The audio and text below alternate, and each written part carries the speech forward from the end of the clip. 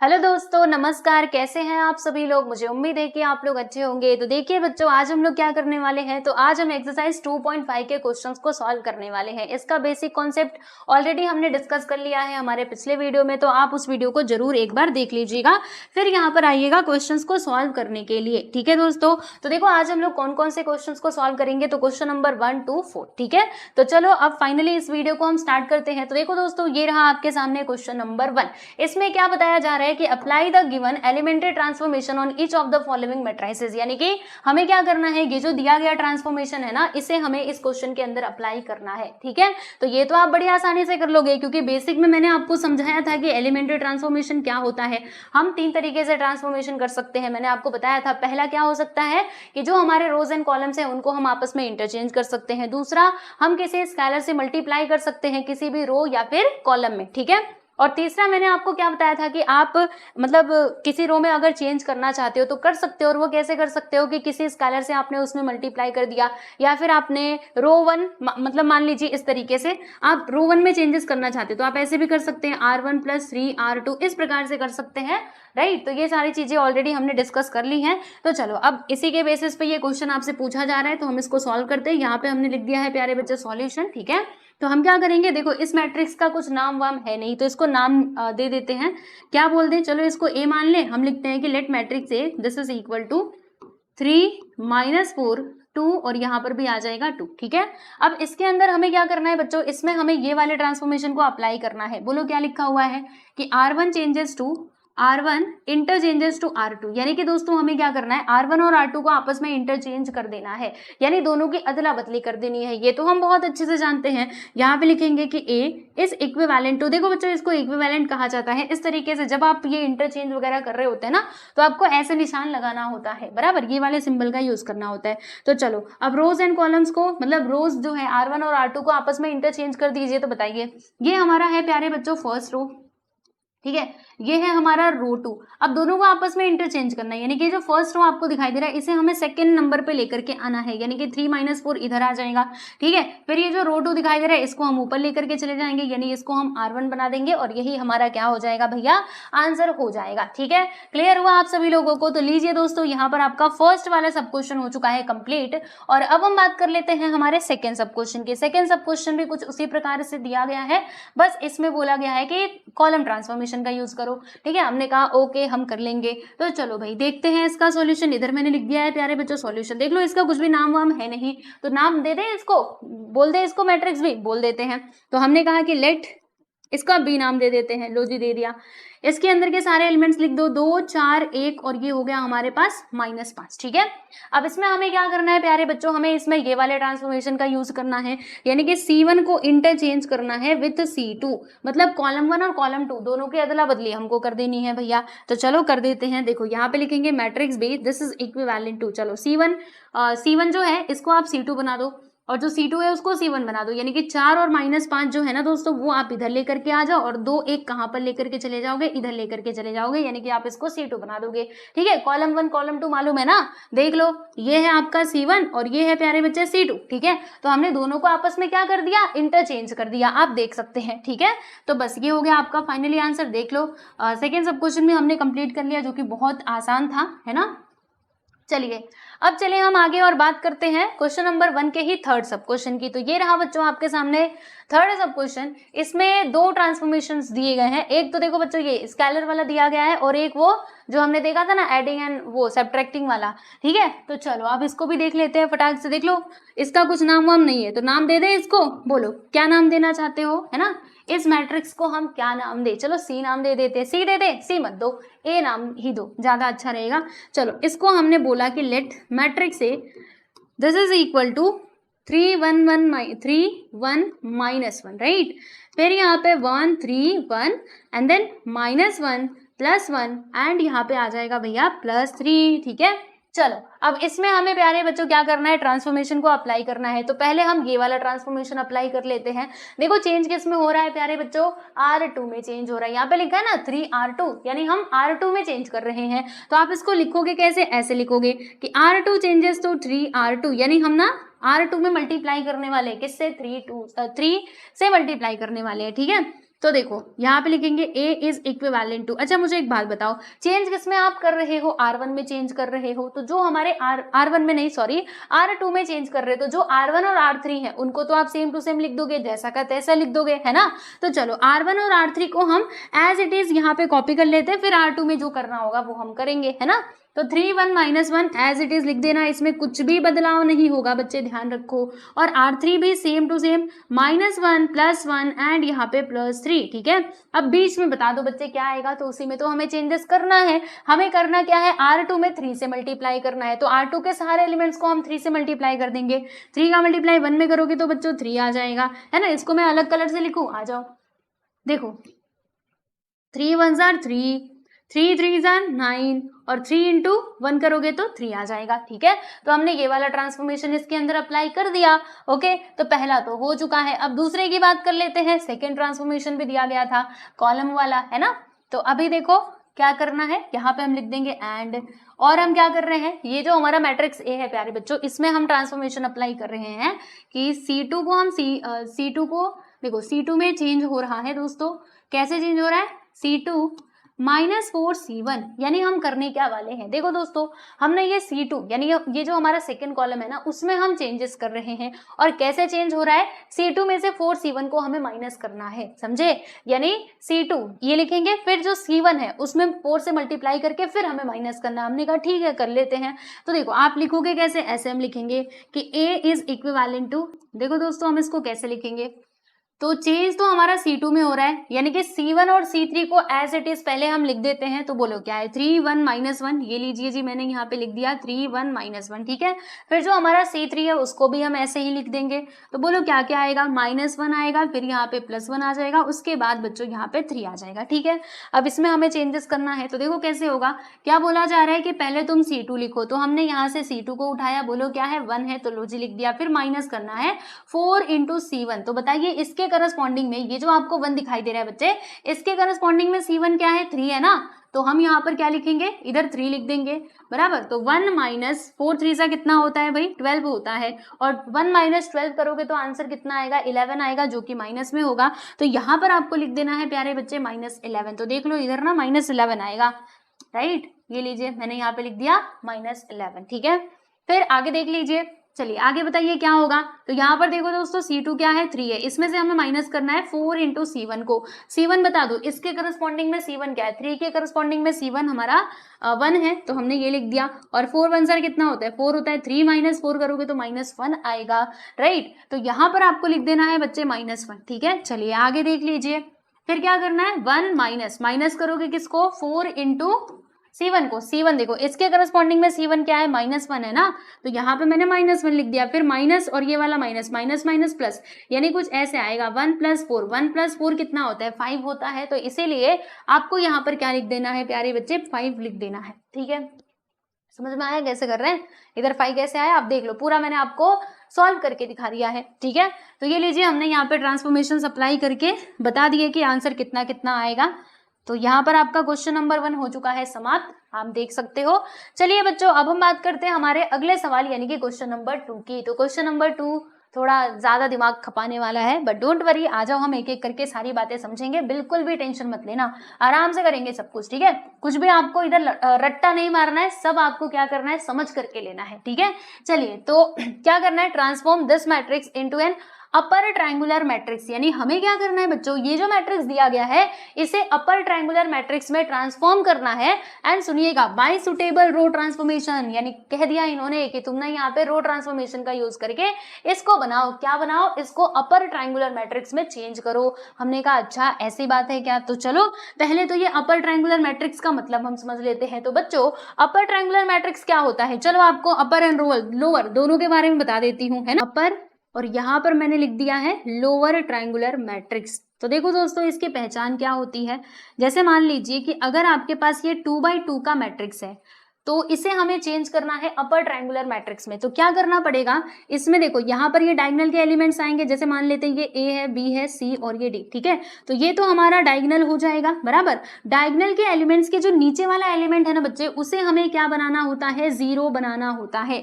अगर हमने इसको जीरो बना दिया तो ये हमारा क्या कहलाएगा, अपर ट्रायंगुलर मैट्रिक्स कहलाएगा, ठीक है। अच्छा, लोअर ट्रायंगुलर मैट्रिक्स की हम बात कर लेते हैं। जैसे मान लो यहाँ पर एक एलिमेंट आएगा ए बी सी डी, कुछ इस प्रकार से, ठीक है। डायगोनल इसमें क्या है, ये है बच्चों आपका डायगोनल, ठीक है। अब देखो डायगोनल के जो अपर वाला एलिमेंट है ना, वो क्या होना चाहिए, इसे हमें जीरो बनाना है। अगर हमने इसको जीरो बना दिया तो हम कहेंगे कि ये है हमारा लोअर ट्रायंगुलर मैट्रिक्स, ठीक है।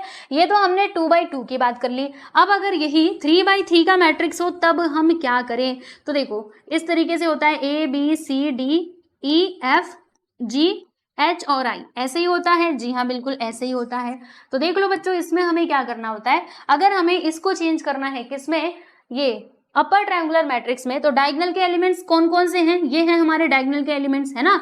इनको छोड़ करके ये जो नीचे वाले एलिमेंट्स है ना, इन तीनों को हमें क्या बनाना होता है प्यारे बच्चों, इन तीनों को हमें बनाना होता है जीरो, यानी कुछ इस प्रकार से। ये देखो ये ट्रायंगल बनना चाहिए, ठीक है। इन सभी को ना दोस्तों हमें बनाना होता है जीरो। अगर हमने इन तीनों को जीरो बना दिया तो ये हमारा लोअर अपर ट्रायंगुलर मैट्रिक्स कहलाएगा। और लोअर ट्रायंगुलर मैट्रिक्स में क्या होता है, देख लो ये हमारे डायगोनल के एलिमेंट्स हैं। डायगोनल के एलिमेंट्स को छोड़ करके ये जो ऊपर वाले एलिमेंट्स है ना, देखो इसमें हम लोअर एलिमेंट्स को लेते थे, इसमें हम अपर एलिमेंट्स को लेंगे। इन तीनों को हमें बनाना होता है प्यारे बच्चे जीरो। अगर हमने इतना काम कर दिया तो ये हमारा लोअर ट्रायंगुलर मैट्रिक्स कहलाएगा, ठीक है। तो पूरा मैंने अच्छे से समझा दिया है, इसको नोट कर लेना, ठीक है। आ जाओ अभी क्वेश्चन पे चलते हैं। तो इसमें हमें क्या करना है, देखो ये 3/3 का मैट्रिक्स है बिल्कुल। तो क्या करना पड़ेगा, अगर हमें इसे अपर ट्रायंगुलर मैट्रिक्स में चेंज करना है तो ये जो तीनों एलिमेंट्स आपको नजर आ रहे हैं, इन्हें बनाना होगा दोस्तों जीरो, ठीक है। और जीरो भी हमें कैसे बनाना है, तो ड्रॉ ट्रांसफॉर्मेशन का यूज करना है, राइट। तो चलो हम इसको सॉल्व करना शुरू करते हैं। पहली बात तो इसका कुछ नाम वाम नहीं है, तो बच्चे इसका नाम दे दो, है ना। चलो बताओ क्या नाम देना चाहते हो, इसको दे दे इसको नाम ए, आ जाओ, है ना। ए हम सबका फेवरेट, लो जी हमने इसका नाम दे दिया matrix A. This is equal to क्या हो जाएगा, 1 - 1 + 2, यहाँ पे आ जाएगा 2 + 1 3, और फिर यहाँ पे 3 2 एंड 4 ब्रैकेट क्लोज, ठीक है, ओके।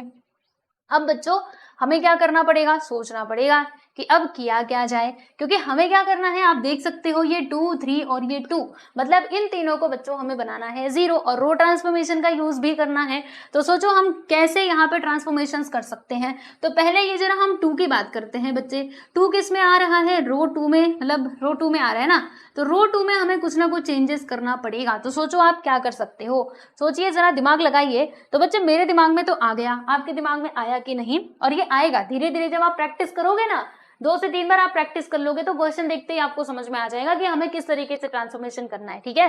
तो देखो मेरे दिमाग में तो आ गया, मैंने सोचा कि एक काम करते हैं ना, ये R2 में से हम माइनस कर देते हैं 2R1 को। ऐसा करने से क्या होगा बच्चे, ये जीरो बन जाएगा। आप कहेंगे कैसे, अरे बच्चों ऐसे, देखो ये 2 है, राइट। तो यहाँ पे लिखेंगे 2 - 2 × R1, इसके करस्पॉन्डिंग में R1 क्या है 1, तो 2 आंसर कितना होता है 2, तो 2 - 2 करेंगे तो आंसर कितना आ जाएगा, जीरो आ जाएगा। आएगा कि नहीं, यानी इसमें हमें ना दोस्तों ये वाला ट्रांसफॉर्मेशन जब हम अप्लाई करेंगे तो हमें ये वाला एलिमेंट मिल जाएगा जीरो, ठीक है। तो चलो ये ट्रांसफॉर्मेशन हमने अप्लाई किया, एंड द रिजल्ट क्या आएगा, सुनिए। चेंज किस में हो रहा है, R2 में हो रहा है, यानी कि R1 और R3 को एज इट इज लिख देना। तो चलो बच्चे इसको लिख दो, 1 - 1 एंड +2, फिर यहाँ पे 3, फिर +2, और यहाँ पे आ जाएगा 4, ठीक, ब्रैकेट क्लोज, राइट। चेंज किस में हो रहा है, R2 में हो रहा है। तो चलो करते हैं, बताओ यहाँ पे R2 में क्या है, इधर 2 है, 2 में से माइनस करना पड़ेगा, 2 × R1, R1 क्या है 1, तो 2 1 सर कितना होता है 1 होता है, 2 - 2 करेंगे तो आंसर विल बी जीरो, यहाँ पर आ जाएगा प्यारे बच्चों जीरो, ठीक है। अब देखो जैसे हम लोग नॉर्मली प्लस माइनस करते हैं या फिर मल्टीप्लिकेशन डिवीजन करते हैं, तो वहाँ पे एक रूल होता है ना कि अगर आप किसी फ्रैक्शन में किसी नंबर से मल्टीप्लाई कर रहे हो तो आपको ऊपर नीचे दोनों में करना पड़ेगा, या फिर आप एक साइड में किसी नंबर को प्लस कर रहे हो तो आपको दूसरे साइड में भी करना पड़ेगा, ऐसे रूल होता है ना। तो सेम रूल यहाँ पर भी है कि अगर आपने यहाँ पर ये इसमें चेंज किया तो ये सारे के सारे एलिमेंट्स में चेंजेस करने पड़ेंगे, this is a rule, okay. चलिए तो देखते हैं, R2 में हम चेंज कर रहे हैं तो क्या आ जाएगा 1 माइनस क्या करना है 2 × R1, देखो यहाँ पे आ जाएगा बच्चे 2 × इसके करस्पॉन्डिंग में R1 क्या है -1 है, तो यहाँ पर मैंने लिख दिया दोस्तों -1, तो 1 - +2 1 से 2, यानी कि इधर कितना आ जाएगा 3, तो इधर मैंने 3 लिख दिया, ठीक है। अब यह मतलब यहाँ पे कर लो, चलो बोलो क्या आएगा 3 - 2r1 बता दो बच्चे क्या है 2 है, तो 2 2 जार कितना हो जाएगा 4 हो जाएगा, यानी कि 3 - 4 करोगे तो आपको 1 मिलेगा। लो जी हमने यहाँ पे 1 लिख दिया है ना। तो ये जब हमने ट्रांसफॉर्मेशन का यूज किया तो जो हमारा मैट्रिक्स है वो कुछ इस प्रकार से बन चुका है। अभी बच्चों काम खत्म नहीं हुआ, क्योंकि अभी तक तो बस हमने एक ही एलिमेंट को 0 बनाया है, अभी तो ये 3 को भी बनाना है और ये 2 को भी बनाना है। कोई बात नहीं, बनाएंगे। चलो अब क्या कर सकते हैं, अब हमें R3 में चेंजेस करना होगा। R3 में कैसे चेंजेस कर सकते हैं, ये भी बहुत ईजी है। बोलो, ऐसे कर दूं मैं, क्या बोलते हो, कर दें? हाँ कर देंगे तो हो जाएगा। देखो R3 - 3R1 करेंगे, जैसे हमने ये R2 को 0 बनाया वैसे बच्चे इसको भी 0 बना सकते हैं। तो आज हम इसमें भी ट्रांसफॉर्मेशन अप्लाई करते हैं। तो बताओ दोस्तों, A इज इक्विवेलेंट टू किसके होगा, सुनिए चेंज किस में हो रहा है, R3 में, तो R1 और R2 को एज इट इज लिख दो, 1 - 1 2, और यहाँ पर आ जाएगा 0 3 एंड -1, ठीक है। फिर अब इधर क्या करना होगा, तो देखो R3 देखो दोस्तों यहाँ पे क्या है 3, इसमें से हमें माइनस करना होगा 3 इंटू R1 क्या है, इसके करस्पॉन्डिंग में R1 क्या है 1 है ना, तो वो मैंने लिखा। तो 3 - 3 कर दीजिए, कितना आएगा प्यारे बच्चों 0 आएगा, तो इधर मैंने 0 लिख दिया, ठीक है। फिर इसमें भी वही ट्रांसफॉर्मेशन लगाना पड़ेगा, तो यहाँ पे लिखेंगे 2 माइनस क्या 3R1, इसके करस्पॉन्डिंग में R1 क्या है भाई -1 है, तो इधर मैंने -1 लिख दिया। अब माइनस माइनस मिल करके प्लस बना देंगे, 2 और 3 कितना होता है बच्चे 5 होता है, तो यहाँ पे आपको 5 लिख देना है। फिर यहाँ पे क्या है 4 - 3R1, इसके करस्पॉन्डिंग में R1 क्या है 2 है, तो इधर मैंने 2 लिख दिया। 3 2 जार कितना होता है भाई 6 होता है, तो 4 - 6 करोगे तो बच्चे -2 आएगा, यहाँ पर आपको लिख देना है हाँ -2, ठीक है। तो ये ट्रांसफॉर्मेशन की मदद से हमने क्या किया, इसको 0 बना दिया। अब बच क्या रहा है, ये वाला एलिमेंट हमारा बच रहा है। तो सोचो बच्चे अब आप क्या कर सकते हैं, तो मेरे पास एक आइडिया है, हम एक और काम कर सकते हैं। देखो नहीं अब बड़े ध्यान से चेंजेस करना पड़ेगा। अगर आप ऐसा सोच रहे हो कि आप ऐसे कर दो, R3 में इस तरीके से चेंज कर दो कि R3 और फिर प्लस 5R1, अगर आप ये ऐसा सोच रहे हो तो मेरे दिमाग में पहले यही आया था, लेकिन फिर मेरे दिमाग ने बोला कि बच्चा ये क्या कर रहे हो, इधर देखो ये 1 है, तो अगर मैं ये ट्रांसफॉर्मेशन अप्लाई करूंगी तो ज्यादा कुछ होगा नहीं, ये चेंज हो जाएगा, जिसको मैंने इतने मेहनत से 0 बनाया ये वापस से कुछ और आ जाएगा, फिर इसको 0 बनाना पड़ेगा, फिर इसमें कुछ चेंज करूंगी तब तक दूसरा बदल जाएगा, है ना। तो ऐसे हम नहीं कर सकते, यानी ये तो हमारा इनवैलिड हो जाएगा बच्चे, इसको हम नहीं अप्लाई कर सकते। तो कोई बात नहीं, कुछ और सोचते हैं ना, और दिमाग लगाते हैं। तो जो और आप क्या कर सकते हो, हम यहाँ पे एक और काम कर सकते हैं, राइट, सोचने दीजिए। देखिए इधर बच्चे 3 है, इधर 5 है और यहाँ पे 3 है ना, तो इन दोनों का कुछ कॉम्बिनेशन बन सकता है। सोचो कैसे ये 0 बने। तो यहाँ पर ना एक काम करते हैं, मेरे पास एक आइडिया आ रहा है जो मैं सोच रही हूँ।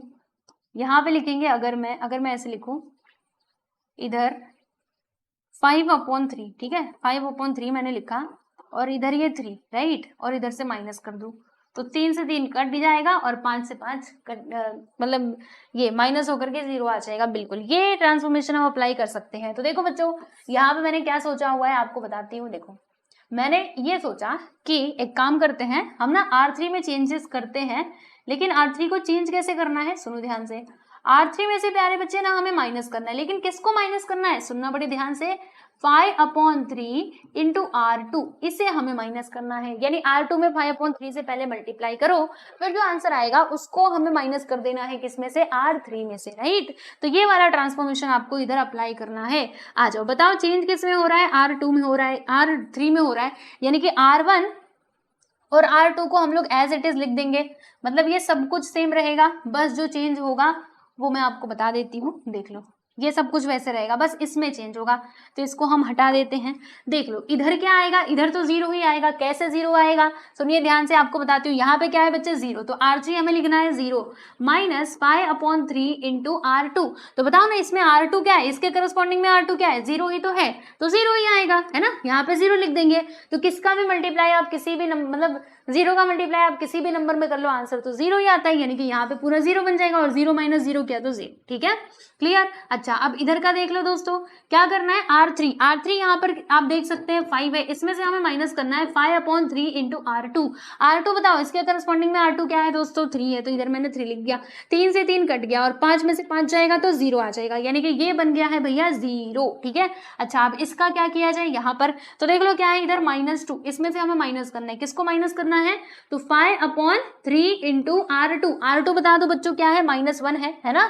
तो यहाँ पर मैंने लिख दिया दोस्तों -1। अच्छा, अब कुछ कट पिट रहा है? नहीं भैया, नहीं कट रहा। तो क्या करें, सुनिए ध्यान से बताती हूँ। यहाँ पे लिखा -3, -2 और माइनस माइनस मिलके देखो, इसका मल्टीप्लाई हम 1 में कर देंगे तो माइनस माइनस प्लस हो जाएगा, यहाँ पे आ जाएगा 3/5, ठीक है, 5/3। अब इधर क्रॉस मल्टीप्लीकेशन कर दो, तो 3 का मल्टीप्लाई 2 से करेंगे, 3 2 4 6, 1 का मल्टीप्लाई 5 से करेंगे तो ये आ जाएगा, और 1 3 3, ठीक है। फिर -6 + 5 करोगे तो -1 आएगा, यानी कि यहाँ पर हमें मिल जाएगा बच्चे -1/3 मिलेगा। क्या मिलेगा? -1/3। ये आपको आता है ना क्रॉस मल्टीप्लीकेशन, बस हमने वही किया है, ठीक है। तो अब आप देख लो, क्या ये बन चुका है हमारा ये अपर ट्रायंगुलर मैट्रिक्स? तो जी हाँ, बन चुका है। देखो, इसके सारे डायगोनल के नीचे वाले सारे एलिमेंट्स को हमने बना दिया है बच्चों 0, ठीक है। तो यहाँ पे हम लिख देंगे कि विच is an upper triangular matrix, upper triangular matrix. ये हमारा अपर ट्रायंगुलर मैट्रिक्स बन चुका है। तो बस ये है बच्चों आपका आंसर, आप देख सकते हैं। और मुझे पता है ये मैंने ठीक से नहीं लिखा है, मैं ठीक से लिख देती हूँ, विच is an upper triangular matrix.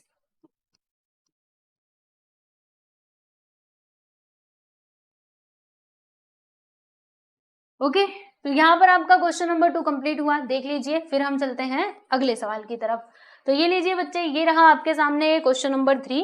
अब क्वेश्चन नंबर 3 में क्या कहा जा रहा है कि find the cofactor of the following matrices, यानी कि हमें दिए गए जो भी मैट्रिसेस हैं बच्चों, इनका कोफैक्टर निकालना है। अब मुझे एक बात बताओ, कोफैक्टर आपको आता है कि नहीं? बोलो जल्दी से। आता ही होगा, क्योंकि मैंने आपको कहा था कि आप उस वीडियो को देख लेना, जिसका लिंक मैंने डिस्क्रिप्शन बॉक्स में दिया है। और कब कहा था? लेक्चर नंबर 11 में आप लोगों से कहा था।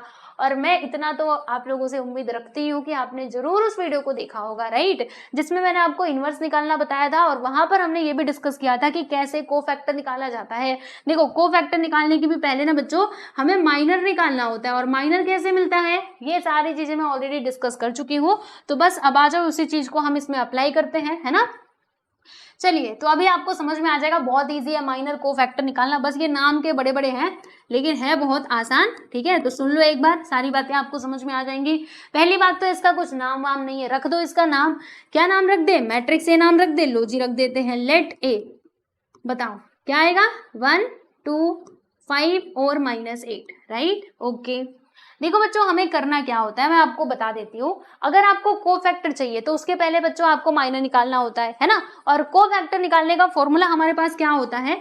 देखो, कोफैक्टर यानी क्या, जैसे मान लो कि ये कोफैक्टर का मैट्रिक्स है, तो इसमें एलिमेंट्स ना कुछ इस प्रकार से आते हैं। देखो, यहाँ पे आता है A11, इधर आता है दोस्तों A12, यहाँ पे आता है A21, और इधर आ जाता है हमारा A22, ऐसे करके आता है, ठीक है। अब ये A11 A12 ये सब निकालने का फॉर्मूला क्या होता है? तो ये होता है हमारे पास फॉर्मूला कोफैक्टर निकालने का, Aij which is equal to -1 और I plus j into MIj, ठीक है। तो ये आपके पास फॉर्मूला होता है दोस्तों कोफैक्टर निकालने का। तो सारे के सारे एलिमेंट्स का हम पता लगाते हैं और फिर इस मैट्रिक्स के अंदर रख देते हैं, जो हमारा कोफैक्टर मैट्रिक्स कहलाता है, समझे। यानी हमें क्या करना पड़ेगा? A11 A12 ये सब कुछ निकालना पड़ेगा, है ना।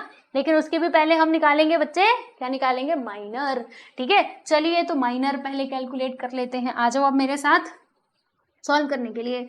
तो देखो दोस्तों, यहाँ पे हमें निकालना पड़ेगा M11 फर्स्ट ऑफ ऑल। तो M11 कैसे मिलेगा? सुनना बड़े ध्यान से, बताती हूँ आपको। जब ये 2x2 का मैट्रिक्स दिया गया है तो हम M11 निकाल रहे हैं, बराबर। तो देखो, ये क्या है? फर्स्ट रो फर्स्ट कॉलम, है ना। फर्स्ट रो फर्स्ट कॉलम, तो फर्स्ट रो ये है, फर्स्ट कॉलम ये है, दोनों को काट दीजिए। बच क्या रहा है बच्चों? -8। तो यहाँ पर आप लिख दोगे -8, और ये आपका क्या कहलाएगा? बोलो जल्दी से। ये हमारा M11 कहलाएगा, समझे कि नहीं? हाँ जी हाँ, समझ गए, ठीक है। फिर M12 अगर मुझे चाहिए तो क्या करना पड़ेगा? देखो, first row second column, first row और क्या आएगा बच्चे? एक minute, first row second column, इसको हमने काट दिया, है ना। First row second column cancel कर दिया, बच क्या रहा है? 5। तो यहाँ पर आपको लिख देना है दोस्तों 5, ठीक है टीचर, लिख लेंगे। अच्छा, अब आगे का बताओ।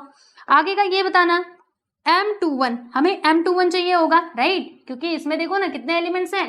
A11 है, A12 है, A21 और A22, तो ये सबका निकालना पड़ेगा ना। तो M21 की बात करेंगे, यानी कि second row first column cancel कर दिया, बच क्या रहा है बच्चे, 2 बच रहा है, लिख दो आप, ठीक है। अच्छा, और M22 भी निकाल लो। M22 निकालने के लिए क्या करना पड़ेगा, तो second row second column cancel, तो बच क्या रहा है, क्या दिख रहा है आपको, 1। तो ये हो गया बच्चों हमारा M22, ठीक है। यानी कि हमने सारे एलिमेंट्स के लिए जो हमारे माइनर्स होते हैं उनका पता लगा लिया है। अब बच्चों हमें कैलकुलेट करना पड़ेगा कोफैक्टर को। आ जाओ बच्चे, कोफैक्टर कैलकुलेट करते हैं। तो पहले हम निकालेंगे A11। What is the formula for it, मैंने आपको बताया था ना, याद करो, Aij which is equal to -1 I plus j into MIj, ठीक है, यही बताया था, हाँ जी हाँ।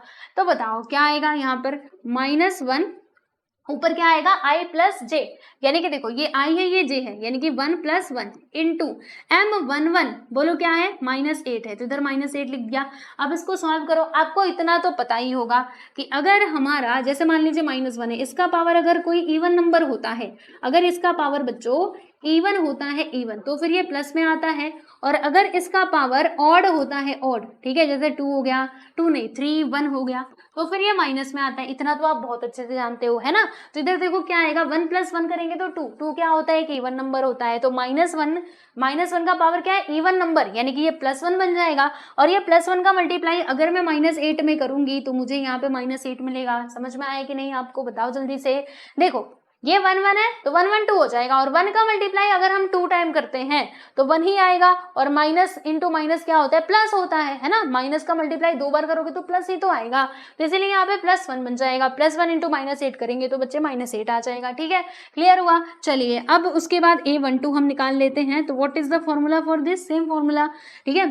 तो I प्लस j यानी कि 1 + 2 हो जाएगा। 1 + 2 करोगे तो पहले तो ये कर दो, यहाँ पे लिखना M12 क्या निकाला है हमने, 5, इधर मैंने 5 लिख दिया। अब देखो दोस्तों 1 + 2 करोगे तो कितना आएगा, 3, यानी -1 का पावर 3 आ गया। 3 यानी कि ऑड नंबर, इसको ना आप अच्छे से लिख लो, ठीक है। इसको ना मैं एक बॉक्स में करके इधर लिख देती हूँ ताकि आप इसको देखते रहो और फिर आप गलती ना करो, राइट। पहला तो फॉर्मूला Aij बराबर -1 I plus j into MIj, ठीक है। और -1 का पावर अगर इवन नंबर है तो फिर ये किस में आएगा बच्चे, पॉजिटिव में आएगा, और अगर -1 का पावर ऑड नंबर है तो फिर ये नेगेटिव में आएगा, ठीक। इतना ध्यान रखोगे, ध्यान रखना। तो ये किस में आएगा, ये है हमारा ऑड नंबर, यानी कि नेगेटिव आएगा। -1 इंटू 5 करोगे तो बच्चे आपको मिल जाएगा -5, यहाँ पे -5 लिखना। अब चलो थोड़ा आगे चलते हैं, A21 की हम लोग बात कर लेते, तो -1 का पावर क्या आएगा, 2 + 1 इंटू M21, कितना निकाला है हमने, 2। अब देखो 2 + 1 करोगे तो इसका पावर 3 आ जाएगा, यानी कि ऑड नंबर, तो ये माइनस में आएगा। -1 इंटू +2 करोगे तो -2 आपको मिल जाएगा, राइट। आगे देख लीजिए A22 की हम लोग बात कर लेते हैं भाई। तो -1 and the power is 2 + 2 and then यहाँ पे 1 लिखना। तो इसका पावर देखो क्या हो जाएगा, 2 + 2 करोगे तो 4 यानी कि इवन नंबर, इवन है तो पॉजिटिव, यानी कि यहाँ पे +1 आएगा। +1 का मल्टीप्लाई बच्चों +1 में करेंगे तो हमको +1 ही मिलेगा। तो आप देख सकते हो हमने सारे जो कोफैक्टर्स होते हैं सबको यहाँ पे फाइंड आउट कर लिया है ना। और हमें 4 ही फैक्टर्स का पता लगाना था, 4 ही कोफैक्टर्स निकालने थे, क्योंकि देखो ये 2/2 का मैट्रिक्स है। अगर ये 3/3 का होता तो हमें 9 यहाँ पे एलिमेंट्स का पता लगाना होता, ठीक है। तो अब हम यहाँ पे मैट्रिक्स लिख देते हैं। तो क्या लिखेंगे कि therefore the cofactor matrix is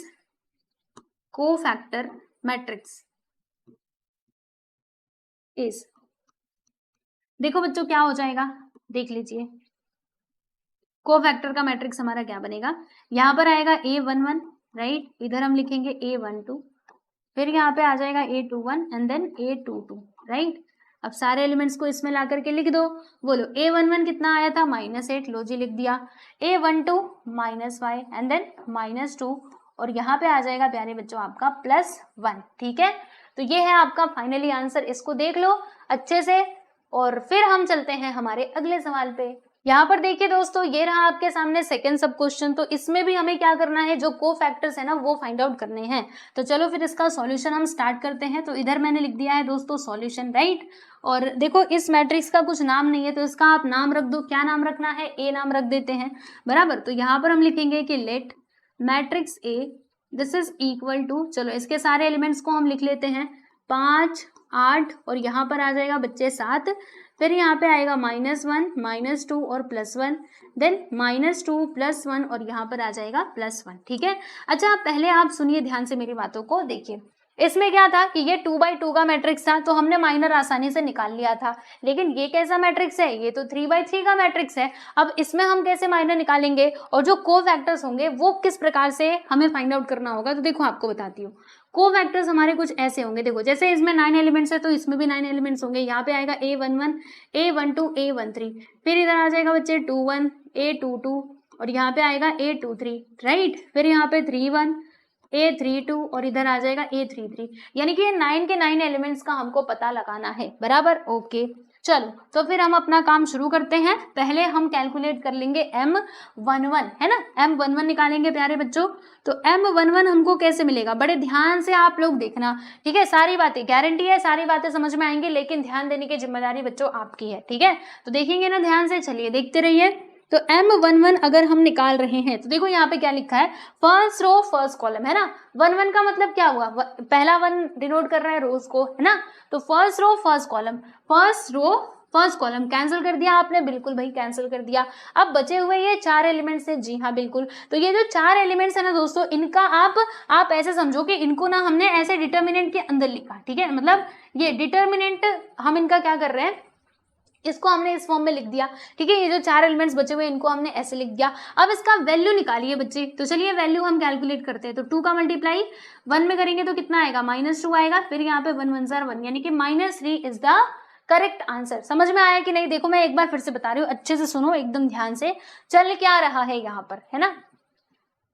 देखो ऐसा है, हम M11 की बात कर रहे हैं, यानी कि माइनर की बात कर रहे हैं। तो first row first column, first row first column को आपने कैंसिल कर दिया, बच क्या रहे हैं, ये 4 एलिमेंट्स बच रहे हैं, बराबर। तो जैसे हम डिटर्मिनेंट का वैल्यू निकालते थे ना, वैसे ही आप इसका वैल्यू निकालो, डिटर्मिनेंट का वैल्यू, वैल्यू ऑफ डिटर्मिनेंट। तो चलो कैसे कैलकुलेट करना होता है, ये 2 का मल्टीप्लाई 1 में करना, -2 आएगा, फिर इधर माइनस का साइन, 1 का मल्टीप्लाई 1 में करोगे बच्चे तो यहाँ पे -1 आ जाएगा, बराबर। तो -1 -2 आंसर विल बी -3, यानी कि M11 हमको कितना मिला, -3 मिला, राइट। एंड देन अब यहीं पे आप कैलकुलेट कर लो A11, what is the formula for this, तो -1, फिर उसके बाद 1 + 1 एंड मल्टीप्लाइड बाई -3। तो बताइए बच्चे क्या आएगा, -1 इसका पावर क्या आ जाएगा, +2, यानी कि +1 इधर से निकल करके आएगा, +1 × -3 करेंगे तो आंसर विल बी -3। लो जी, हमने A11 का पता लगा लिया। अब ऐसे ही हमें आगे भी करना है। देखो M12 की हम बात करेंगे तो first row second column, first row second column, ये 4 एलिमेंट्स बचे हुए हैं। अब इनके डिटर्मिनेंट का वैल्यू निकाल लो। तो 1 का मल्टीप्लाई -1 का मल्टीप्लाई +1 में करोगे बच्चे -1 आएगा, फिर इधर माइनस का साइन, -2 का मल्टीप्लाई 1 में करोगे तो -2 आएगा, यहाँ पे पहले से माइनस है तो माइनस माइनस प्लस, यानी कि इधर +2 आ जाएगा, और 2 - 1 करोगे तो +1 हमें मिलेगा। अब A12 कैलकुलेट कर लो तो -1 एंड इसका पावर आ जाएगा 1 + 2, फिर मल्टीप्लाइड बाई +1, राइट। तो 1 + 3 मिला करके मतलब 1 + 2 मिला करके 3 होता है, जो कि ऑड नंबर है, और -1 का पावर अगर ऑड नंबर होता है तो -1 आता है, -1 का मल्टीप्लाई +1 में करेंगे तो आंसर विल बी -1, ठीक है, क्लियर, ओके। चलिए बच्चे आगे चलते हैं, M13 की हम बात करेंगे। तो बताइए क्या आएगा, यहाँ पे हम बात कर रहे थे फर्स्ट रो थर्ड कॉलम की, राइट। तो फर्स्ट रो थर्ड कॉलम, ये 4 एलिमेंट्स बचे हुए, अब इनका वैल्यू निकालो डिटर्मिनेंट का। -1 का मल्टीप्लाई +1 में करेंगे तो -1 आएगा, फिर ये -2 का मल्टीप्लाई -2 में करोगे तो बच्चों क्या हो जाएगा, 2 2 = 4 और माइनस माइनस प्लस, यानी कि यहाँ पे +4 आ जाएगा, और ये पहले से माइनस है तो -1 - 4 मिलाकर के क्या बना देगा, -5 बना देगा। अब उसके बाद यहाँ पे A13 आप कैलकुलेट कर लीजिए तो -1 and the power is 1 + 3 into, बोलो क्या आएगा, -5 आ जाएगा, बराबर। तो अब देखो 1 + 3 करोगे तो 4, मतलब इसका पावर इवन नंबर, यानी कि +1 + 1 इंटू -5 करेंगे तो आंसर विल बी -5, ठीक है, क्लियर हो रहा है कि नहीं। चलिए भैया, तो हमने यहाँ पे A11, A12, A13 निकाल लिया। अब बात करेंगे हम लोग M21 की, है ना, क्योंकि एलिमेंट्स कहाँ तक है, यही तो है, 1 3 तक ही तो है, तो वहीं तक तो हमें आगे जाना पड़ेगा।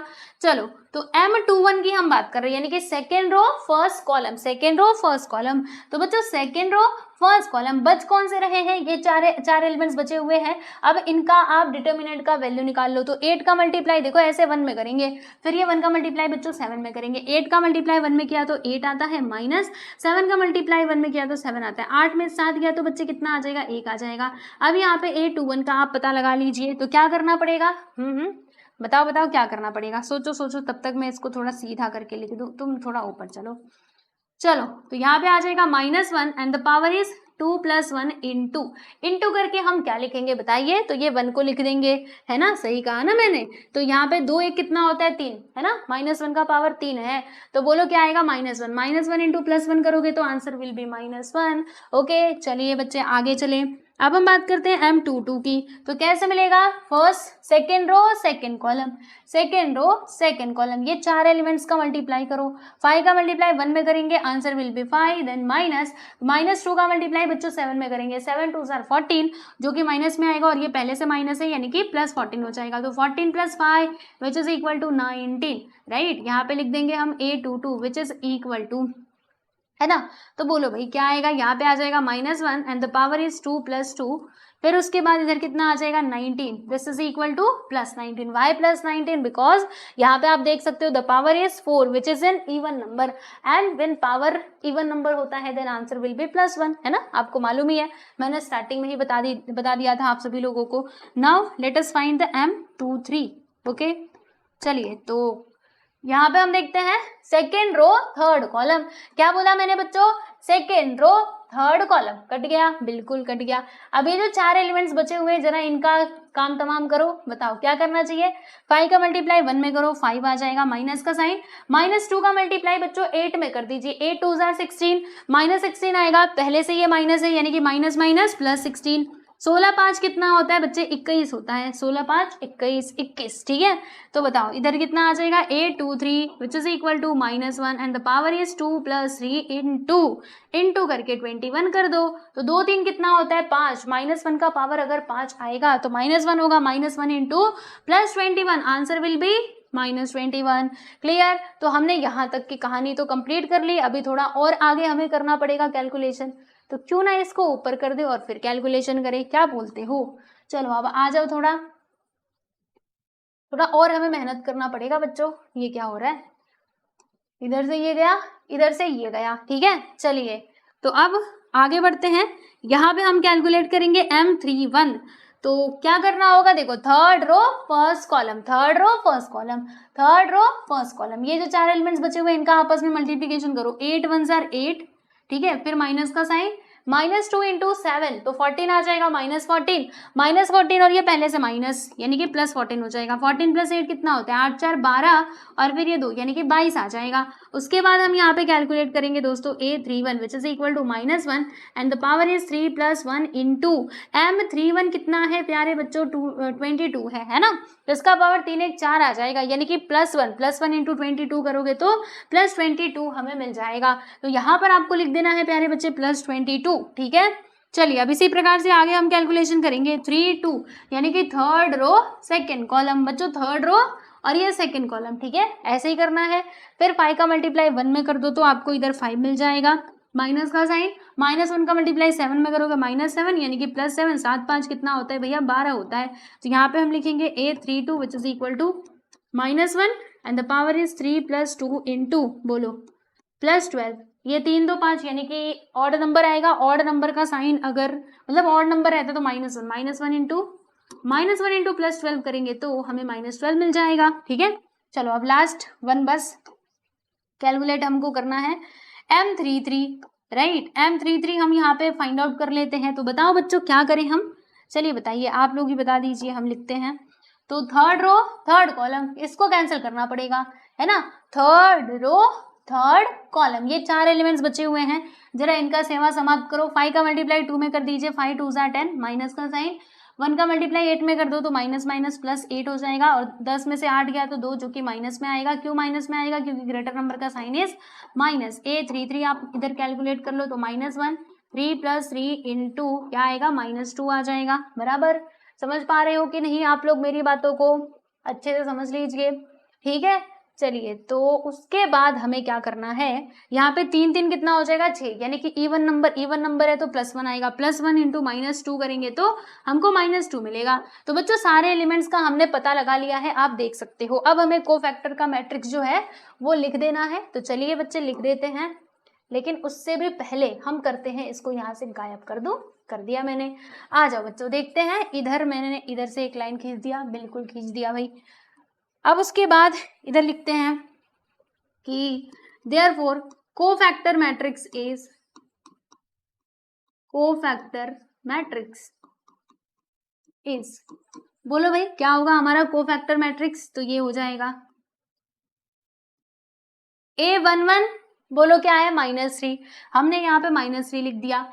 A12 -1, ये भी लिख दिया। A13 -5, लो जी। फिर उसके बाद A21 है ना, तो -1, A23 22 19, 23 कितना है -21, इधर मैंने -21 लिख दिया बच्चों। अच्छा फिर क्या करें, फिर देखो आगे की बात। अब इधर लिखते हैं क्या लिखेंगे, देखो 31, यहाँ पे 2 आ जाएगा। 32 कितना है -12 और 33 कितना है -2। तो बस ये हो गया प्यारे बच्चों आपका आंसर। ये देखो, ये हमारा फर्स्ट क्वेश्चन का आंसर था और ये हमारा सेकंड सब क्वेश्चन का आंसर है। ठीक है, चलिए देखिए इसमें से कुछ कॉमन लिया जा सकता है, अभी तो फिलहाल में कुछ कॉमन लायक नहीं है, तो बस आप इसको लिख करके ऐसे छोड़ देना, इसी को कहना कि ये है हमारा फाइनली आंसर। ठीक है, चलिए देख लीजिए इसको। उसके बाद हम चलते हैं हमारे अगले सवाल यानी कि क्वेश्चन नंबर 4 की तरफ। तो आ जाइए बच्चों, फोर्थ क्वेश्चन की हम लोग बात करेंगे। तो इसमें क्या बताया जा रहा है, इसमें कह रहे हैं कि find the adjoint of the following matrices. लो जी बच्चों, अब यहाँ पे एक और नया शब्द आ गया, एडजॉइंट। अभी तक क्या था, कोफैक्टर। कोफैक्टर निकालना तो हमको आता है बहुत अच्छे से। अब ये एडजॉइंट का मतलब क्या होता है, तो प्यारे बच्चों एडजॉइंट में हमें क्या करना होता है ना, जो कोफैक्टर मैट्रिक्स हमें मिला है उसी का हम ट्रांसपोज कर देते हैं। जैसे मान लीजिए कि अगर हमें इसका कोफैक्टर मैट्रिक्स, ये कोफैक्टर मिला है, अब इसका मुझे एडजॉइंट निकालना था, इस मैट्रिक्स ए का एडजॉइंट निकालना था, तो मैं क्या करूंगी, इसी का ट्रांसपोज कर दूंगी एंड देन मेरे को आंसर मिल जाएगा। यानी सब कुछ सेम रहेगा, सब कुछ सेम रहेगा, बस आपको क्या करना है बच्चों, ट्रांसपोज कर देना है। ठीक है, चलो तो ये आपका फर्स्ट सब क्वेश्चन है। यहाँ पे मैं लिख देती हूँ प्यारे बच्चे इसका सॉल्यूशन, राइट। ओके, तो चलो करते हैं। इसका कुछ नाम नहीं है तो नाम रख दे, मैट्रिक्स ए नाम रख देते हैं। लो जी बच्चे, मैट्रिक्स ए मैंने यहाँ पे नाम रख दिया, let matrix A which is equal to 2 -3 3 and 5। ठीक है, लो जी मैंने यहाँ पे नाम रख दिया। अब बच्चों क्या करना पड़ेगा, इसके जो भी माइनर है पहले तो हमें वो निकालना पड़ेगा। M11 क्या आएगा, बोलो first row first column, first row first column, cancel, बच क्या रहा है 5 बच रहा है, तो यहाँ पर आपको लिख देना है बच्चों 5। ठीक है, फिर A1 यहाँ पे कैलकुलेट कर लो, तो -1 and the power is 1 + 1 into 5, तो यहाँ पे क्या आ जाएगा +5 आ जाएगा। उसके बाद M12 की हम बात करेंगे, यानी कि first row second column, first row second column, answer will be, मतलब इधर क्या आएगा 3। उसके बाद यहाँ पे A12, तो -1 and the power is 1 + 2 into 3, तो इधर कितना आएगा -1 इंटू 3 करेंगे तो -3 मिलेगा हमें। फिर यहाँ पे लिखेंगे दोस्तों, यहाँ पे M21, तो सेकेंड रो फर्स्ट कॉलम, बचेगा क्या 3 बचेगा, तो यहाँ पे मैंने -3 लिख दिया। अब A21 की मैं बात कर लेती हूँ, तो -1 and the power is 2 + 1 into -3, तो बताइए बच्चे क्या आएगा, ये भी माइनस में ये भी माइनस में, यानी कि +3 इधर पे आ जाएगा। ठीक है, अब M22 की हम बात कर लेते हैं, यानी कि second row second column, right. तो बच क्या रहा है 2 बच रहा है, तो बच्चों हमें क्या लिखना पड़ेगा, यहाँ पे 2 लिखना पड़ेगा। अब A22 आप कैलकुलेट कर लो, तो -1 and the power is 2 + 2 into 2, तो इधर भी इधर +1 आएगा, राइट। यहाँ पे क्या आएगा बच्चे +1 आ जाएगा और इधर 2, यानी कि +1 इंटू 2 करेंगे तो यहाँ पे हमको 2 मिल जाएगा। ठीक है, तो हमने सारे जो हमारे एलिमेंट्स थे उनका पता लगा लिया है। अब हमें कोफैक्टर मैट्रिक्स इधर लिखना होगा, आज लिख लेते हैं, wait for a moment, yes इसको वेट करते हैं। चलो यहाँ पे लिख दे देयरफॉर बच्चे कोफैक्टर मैट्रिक्स है ना, cofactor matrix, therefore cofactor matrix is, बोलिए क्या होगा, तो यहाँ पर कोफैक्टर मैट्रिक्स हमारा ये हो जाएगा। इसके सारे एलिमेंट्स को लिख देते हैं। पहले A11 आएगा, लो जी लिख दिया। A12 कितना है -3 है, A21 कितना है प्यारे बच्चे 3 है, और मतलब A22 कितना है 2, तो ये लीजिए मैंने इधर लिख दिया, ठीक है। अब हमें एडजॉइंट ऑफ ए बताना था, राइट, हमें कोफैक्टर मैट्रिक्स नहीं बच्चों बताना था, हमें तो यहाँ पे एडजॉइंट ऑफ ए बताना था, राइट। तो अब मैं यहाँ पे लिखने वाली हूँ, क्या लिखने वाली हूँ अभी आपको पता चल जाएगा, थोड़ा वेट करो। यहाँ पे लिखते हैं कि now adjoint of A, adjoint of A आप कैसे निकालोगे, बस इसी का ट्रांसपोज कर देना, यानी कि रोज एंड कॉलम्स को आपस में बच्चे क्या कर दो, इंटरचेंज कर दो, ठीक है। तो बताओ क्या करें, ये जो रो है इसको कॉलम बना देंगे, 5 और 3 इधर आ जाएगा, बिल्कुल भाई आ जाएगा, और ये जो आपको दिख रहा है 3 2 ये यहाँ पर आ जाएगा। देखो ये रो था, हमने इसको कॉलम बना दिया, और ये रो था, इसको हमने कॉलम बना दिया, एंड हमारा क्वेश्चन यहाँ पे हो चुका है समाप्त। देख लो कितना ईजी था, आसान था कि नहीं बताओ। तो यहाँ तक तो आपको आता ही था, बस थोड़ा सा और एक स्टेप हमें आगे बढ़ना था, है ना। चलिए बच्चे, अब ये लो जी 3/3 का मैट्रिक्स आपके सामने आ चुका है। अब इसका हमें क्या निकालना है प्यारे प्यारे बच्चों, तो हमें इसका निकालना है, बोलो, एडजॉइंट फाइंड आउट करना है ना, हमें इस मैट्रिक्स का एडजॉइंट निकालना है। तो कैसे करेंगे आ जाओ आपको बताती हूँ। देखिए बच्चे, करना क्या होता है, वही कोफैक्टर तक तो हमारा सेम रहेगा, और जो कोफैक्टर मैट्रिक्स मिलेगा बस हम उसका कर देंगे ट्रांसपोज कर देंगे, ठीक है। तो चलो इसका सॉल्यूशन हम स्टार्ट करते हैं। देख लो बच्चे, इसका कुछ नाम वाम नहीं है तो नाम रख देते हैं मैट्रिक्स ए, बोलो क्या कहते हो, नाम रख दो इसका। चलो matrix A which is equal to 1 -1, और यहाँ पे 2 आ जाएगा, -2 3 एंड 5, फिर यहाँ पर आ जाएगा प्यारे बच्चों -2 0 और -1। अच्छा मुझे एक बात बताओ, क्या ये आप होमवर्क में लेना चाहोगे, करोगे इसको खुद से। देखो सब कुछ सेम रहेगा, सब कुछ सेम रहेगा, कोफैक्टर तक तो आप कर लोगे ना, यहाँ पे हमने सीखा था, देखो ये कोफैक्टर तक आप कर लेंगे, बिल्कुल कर लेंगे। जब इतना मिल जाएगा ना बस उसका ट्रांसपोज कर देना, जैसे हमने यहाँ पर किया था, एडजॉइंट ऑफ ए लिखना और उसका जस्ट आपको ट्रांसपोज कर देना है, और प्यारे बच्चों आपको आंसर मिल जाएगा। समझेगी नहीं, करोगे ना पक्का, ये मैं आपको होमवर्क में दे रही हूँ, और आप ये पक्का कीजिएगा, खुद से आपको इसका सॉल्यूशन करना है, ठीक है। और नहीं आएगा तो मेरे पुराने वाले वीडियोस हैं, आप उसमें देख सकते हो, उसमें मैंने ये सिखाया है, पूरा सॉल्यूशन बताया, ठीक है। वैसे तो मुझे पूरा भरोसा है आप लोगों पे कि आप इसको जरूर सॉल्व कर पाएंगे। एक मैं आपको करके बता देती हूँ, आ जाओ, यहाँ पे लिखती हूँ M11। तो बोलो इसके लिए क्या करना पड़ेगा, फर्स्ट रो फर्स्ट कॉलम को कैंसिल करो, फिर ये जो 4 एलिमेंट्स बचे हुए हैं इनका ऐसे क्रॉस में मल्टीप्लाई करो, तो यहाँ से आपको M11 का वैल्यू मिल जाएगा।